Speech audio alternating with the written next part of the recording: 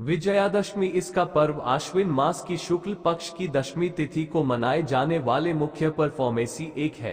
श्री वाल्मीकि रामायण, श्री रामचरितमानस, कालिका उपपुराण और अन्य अनेकों धर्म ग्रंथों के अनुसार भारतीय जनता की प्राण मर्यादा पुरुषोत्तम भगवान श्री राम के साथ इस पर्व का गहरा संबंध है। इसके अलावा विद्वानों के अनुसार राम जी ने अपनी विजय यात्रा इसी तिथि को आरंभ की थी। निष्कर्ष है, विजय यात्रा के लिए ये पर्व शास्त्र सम्मत माना जाता है। आइए दशहरे की शुभ मुहूर्त, इतिहास और इसकी मान्यताओं के बाद। भारतीय काल गणना के अनुसार इसका आरंभ आज से लगभग 9 साल पहले माना जाता है। ज्योतिषों की माने तो इस समय में ऐसी ग्रह नक्षत्रों का संयोग हुआ जिससे विजय यात्रा का श्री गणेश कर नहीं पा रहे हैं।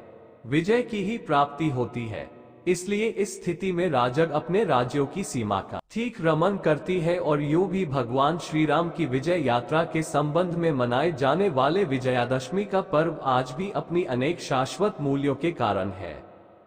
प्रचलित है, भगवान श्री राम द्वारा रावण पर विजय देवी और मानवीय गुणों सत्य, नैतिकता, सदाचार और राक्षसी अमानवीय अनैतिकता, असत्य, अहंकार पर विजय माना जाता है कि ये त्योहार न्याय की जीत और नारी जाति के अपमान करने वालों का संहारक है।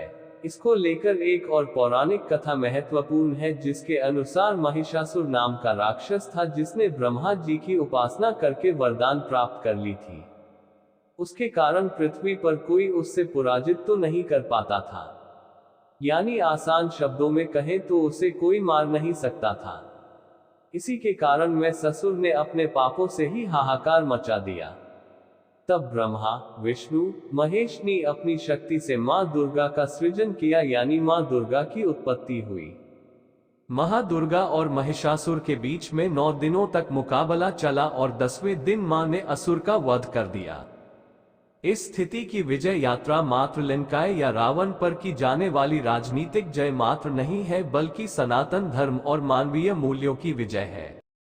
कहा जाता है कि दुख में धैर्य और सुख के समय कभी ना इतना आने वाले उपदेश से इसकी शुरुआत हुई।